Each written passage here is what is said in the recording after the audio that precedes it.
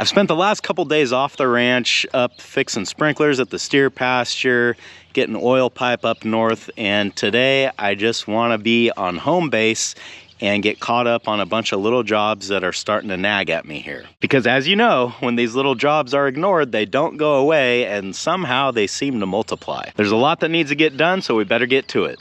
That's what's going on today on Farmertylerranch.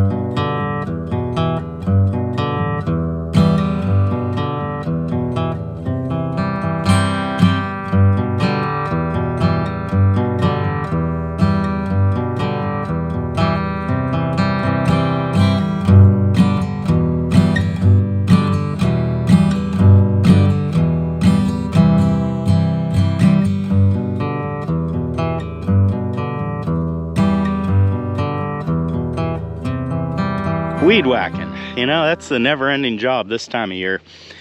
I try to do a little bit every day or every other day just to kind of stay on top of it, but it seems like by the time I get through everything, I just got to start all over again.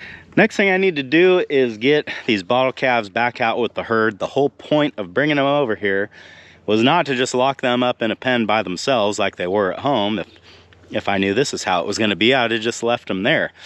But I think I know where they were breaking out, and I think we should fix those holes first, get them out, and then while I'm working here the rest of the day, I can kind of keep my eye on them, and if they get out again, then I'll know where my problems are, or if they don't get out, then I can pretty well know that my problem's solved. I think my issue is right here where I've just got a 4-rail fence. Usually in a working corral, I would put 5-rail fence, but when I built this was what I had at the time. And for full-grown cows, this is perfectly fine. I'm not worried about them getting through this. But these rails are pretty far apart, and it wouldn't be that hard for a calf to walk right through in this little span or in this little spot right here. So my plan is to take some of these panels, cut them to size there, and then hose clamp them to those little areas. And then that way, obviously, calves won't be able to get through there anymore. If we still have a problem with them getting out, then I know I've got issues somewhere else, but I think this is going to do it.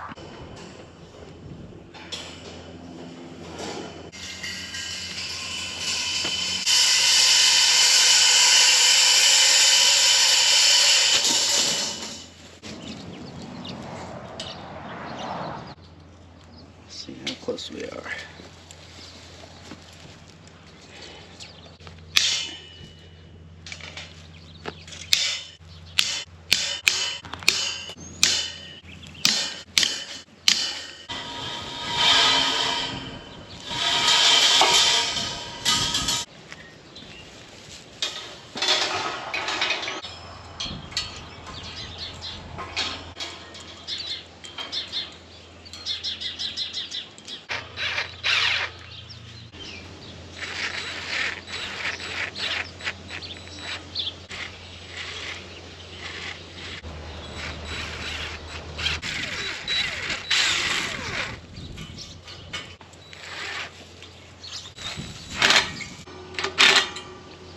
Well, that may not be the most elegant repair, but I think it'll work. And, you know, while I was putting this stuff up, I was thinking about, well, I could just weld these galvanized cattle panels on here, and that'd be a lot stronger, probably look a little bit better, what have you. But every once in a while, or honestly, kind of fairly often, I use this spot of the fence to crawl through rather than crawl over or open a gate or whatever. So if I really end up missing having that access here, then I'll probably take this panel down a little bit later in the year. But if it doesn't become an issue, then I might go ahead and weld this on at some point. But for now, the hose clamps are going to hold it, and it'll at least tell me if this is where my problem is. You guys, I don't have a bottle for you, but we can put you out with the other cows.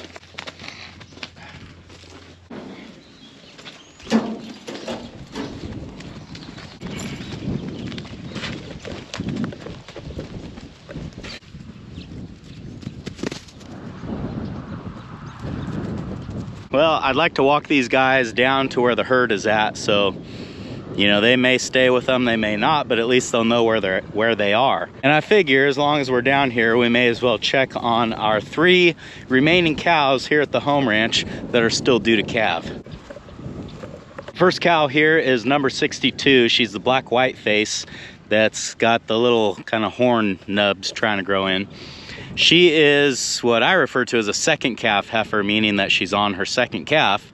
And this age group of females are notoriously hard to get bred on time. So it's not really a surprise that she's late. And honestly, I'll be happy if she calves at all. She's making a little bit of a bag. Honestly, it's nothing too significant. She's young enough where she's probably not gonna be a real heavy milker anyway, which is why I'm still holding out hope. But with her, we just kind of got to wait and see. Next cow is number 16 here. She is plenty big, but I'm really unsure as to whether or not she's bred. She's not making really any sort of a bag right now. And a few months ago, I did notice Buddy was following her around and acting real interested in her. So sometimes cattle can show false heats even when they are pregnant, and I'm hoping that's what that was.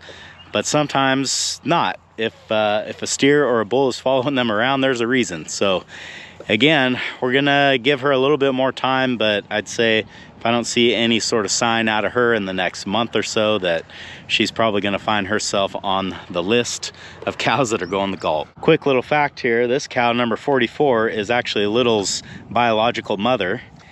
And a lot of people were asking whether or not they would pair back up, and the answer is no. That window has closed really after the day that he was born, and we pulled them out. They will be out here together, but they'll just be roommates, so to speak. Here's number 17 and his mother, number 26. These are the 2 that we had locked up doing assisted nursings for a couple weeks. And you can see she's still got a pretty good sized bag, but he's definitely nursing on it. He looks really good. It looks like he's found all the quarters, which is awesome, but it'll just take a while for his appetite to catch up with her production.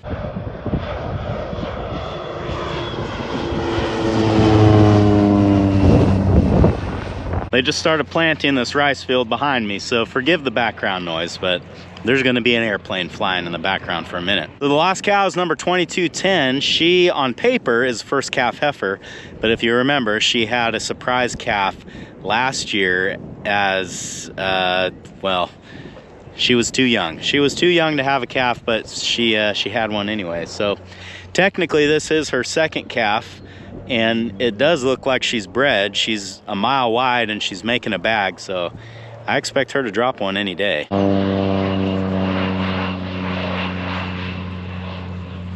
Well, let's see if we can slip out of here while those bottle calves aren't looking and move on to the next thing. I've been up here in the barn getting everything gathered up and ready for the next job, and the bottle calves have wandered up into the corral. Actually, the entire herd has, and they followed them in here. So it'll be kind of interesting to see what they do. Well, Smokey walked right up to that hole and right on through it, so I'm wondering if maybe that wasn't our problem all along.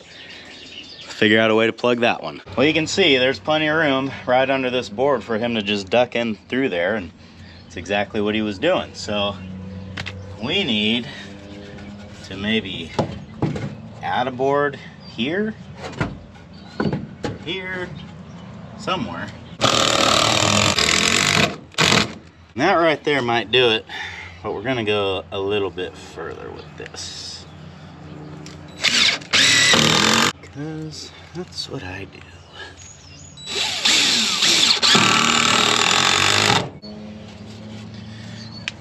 Put this guy here, that ought to stop him.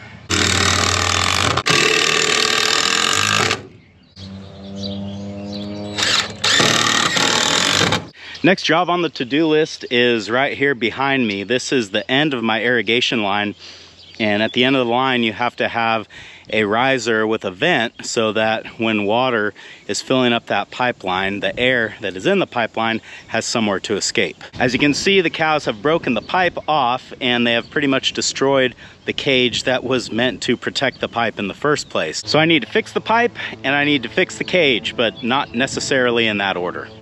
We're gonna do away with all the wire. Of course, I don't have fencing pliers with me, so we'll have to get creative here on how we're gonna get these staples out. Sounded good. Looks good. There's one. There's two.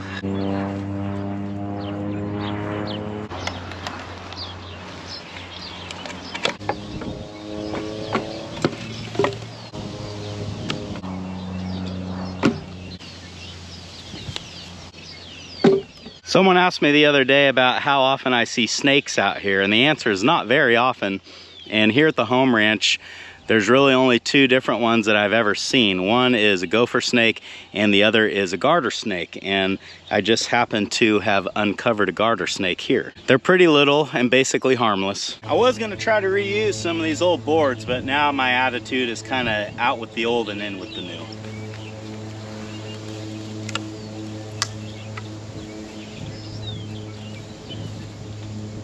Just about right here.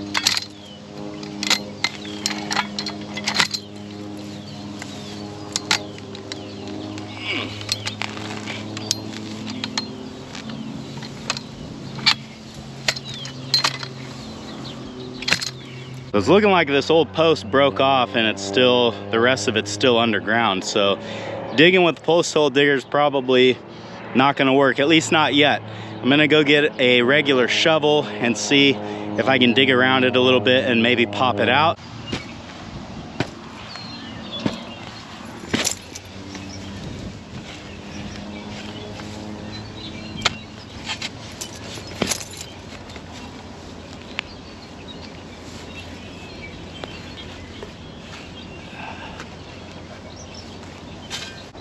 Well, it's moving a little bit now.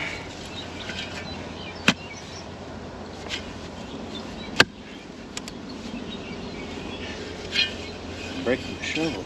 Well, I've got this dug out to the point where it is loose. I can move it, and I feel like it's on the verge of popping out, but every time I try to pry on it with the shovel, it feels like the shovel handle is gonna break, and I don't wanna do that. So I called in a little bit stronger reinforcements. Let's give this a try. Well, I think I've got enough here to wrap the chain on.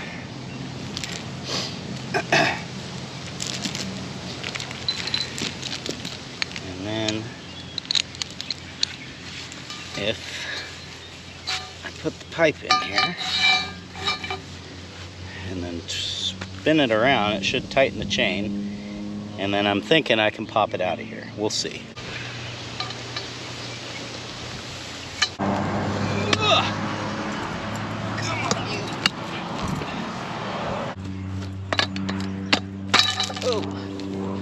Afraid that was gonna happen.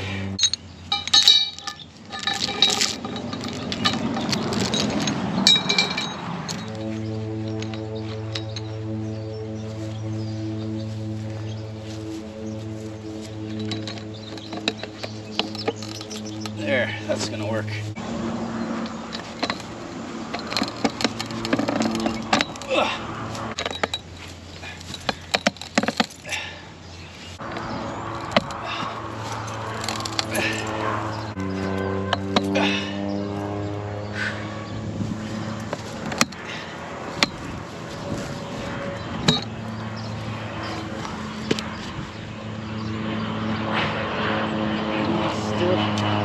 Still hanging on. There. That's it. Whew. Well, there you have it.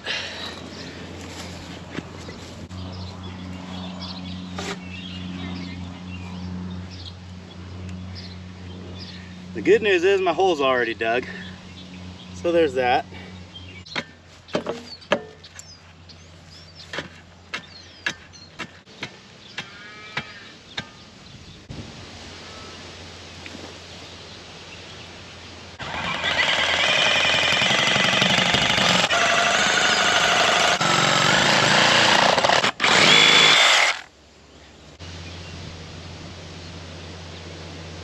brush is about ready to come off of there. There's a brand new can.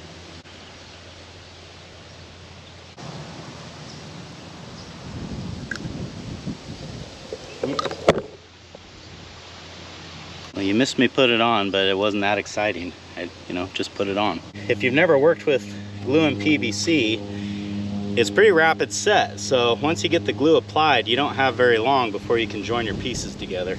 That's why I'm always in such a hurry, if you have noticed that.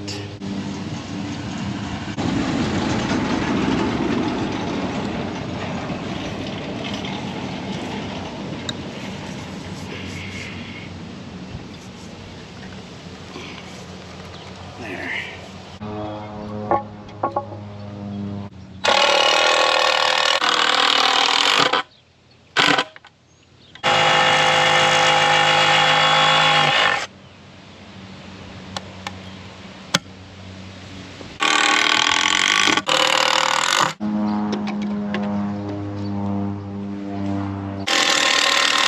Well, I have made some progress today. With this vent pipe being fixed, I could now irrigate if I need to. I don't think I'm gonna have to for a couple of weeks after the rain that we got the other day, but it's nice to know that we've got the ability. Unfortunately, I did make a miscalculation as to how much lumber I had on hand, and I don't have enough material to finish the cage today. So that's just gonna have to wait.